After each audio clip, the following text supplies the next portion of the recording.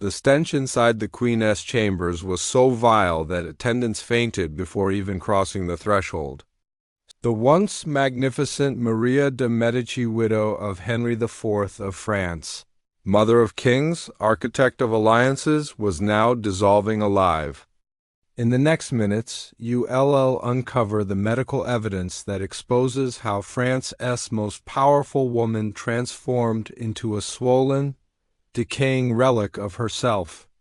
Evidence that royal physicians hid for centuries to protect the dignity of the crown. These details come from newly revealed notes of court doctors, and a rare post-mortem report smuggled out of Cologne after her death in exile. But to understand how the queen who ruled France through sheer will became a spectacle of rot, we must begin where her nightmare truly started, not with treason or political intrigue, but with a fall. The fall that doomed a Queen Spring, 1631, Palais du Luxembourg. Paris, Maria de' Medici, still commanding, still vibrant in her late 50s, descends the palace's grand staircase. Her ladies follow in a glitter of silk and jewels. And then, in a moment no one could have predicted, disaster strikes. A heel catches on the heavy hem of her gown. A slip, a tumble. Witnesses recall the echoing crack as her leg twisted beneath her body. Panic erupts. Physicians swarm her, declaring the injury minor. But deep in the crushed flesh of her thigh, something begins that will never heal. For weeks she lies bedridden. The swelling grows. Bruises bloom purple, then black. Whispers spread through court witchcraft, divine punishment, yet the truth is painfully simple. Infection, slow, spreading, unstoppable. This is 17th century France. No antiseptics, no understanding of bacteria. A wound like this isn't a setback. It's a death sentence that simply hasn't revealed itself yet. The rot begins. By summer, the queen feels a burning heat pulsing through her leg, a pain no poultice can soothe. A foul smell seeps from beneath her bandages. Still, her terrified physicians insist it is nothing. In private, they write of ulcers of the most grievous and fetid nature. One records that her flesh melts away like wax. Perfumed smoke fills the corridors. Buckets of rosewater splash across the marble.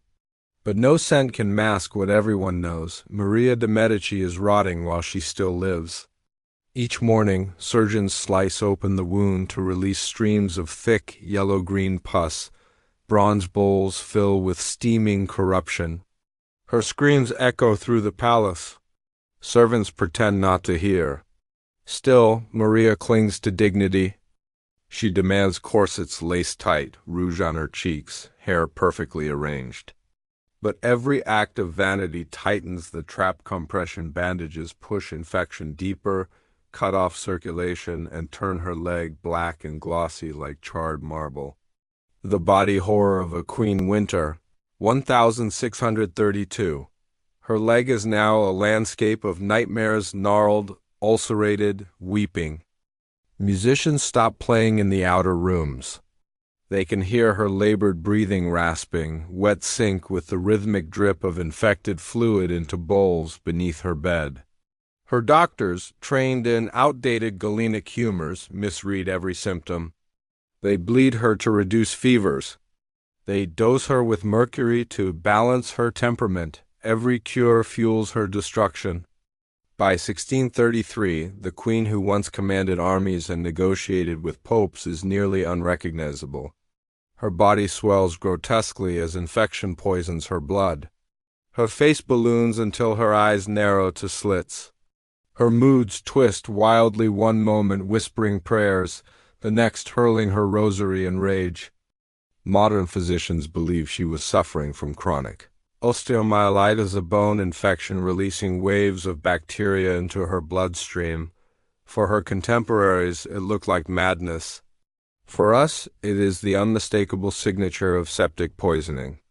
She hallucinates shadows. She screams at imagined enemies. She begs her son for forgiveness in moments of clarity that vanish as quickly as they come.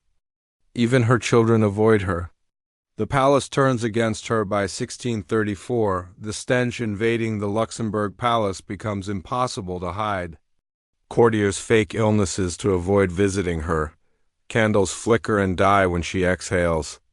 Rumors spread of plague, curses, divine wrath. Yet Maria refuses to relinquish her power. She orders portraits that depict her flawless and regal. In truth, beneath the brocade her flesh is collapsing. Fever scorches her veins. Sheets are soaked in sweat. Servants change them 3 times a night. Her body reeks of iron and decay. Her physicians call it the corruption of humors. We call it sepsis. The descent accelerates by 1635. Her condition shatters the illusion the court is trying to maintain. The ulcer on her leg has become a crater of rotting flesh, edges black, interior gray and slick as wet clay. One priest kneels to pray beside her and flees moments later, confessing he could not breathe in her presence. Courtiers vanish. Music ceases, banquets are cancelled. The queen who once commanded Europe now rules only a sick room of dripping wounds, buzzing flies, and suffocating stench. Yet she still demands authority, signing decrees, wearing jewels, ordering wigs arranged just so, as if vanity itself could shield her from the grave. By winter 1636, new lesions burst beneath her gowns. Surgeons lance her flesh, and a gray vapor hisses out like air escaping a tomb. Her swelling becomes monstrous, her organs failing one by one. The exile begins by 1637. The palace can no longer endure her presence. Richelieu persuades Louis XIII to remove his mother from Paris for fresh air. The truth, they can't bear the smell. Her journey to exile is torture. Every jolt tears her wounds open. Bloody bandages litter the roadside. At Blois, her quarters are prepared like a hospice. Herbs hang from rafters. Vinegar boils in fireplaces, and still the odor reaches every corner. Rats creep into her room at night, drawn by the scent. Maria orders traps. The snapping terrifies her more than the rats themselves. One letter from her chamberlain reads, "The wound now eats the bone. The stench is not of this earth." Her dog refuses to approach her bed. Yet even as her body collapses, she clings to life with a will that terrifies everyone around her.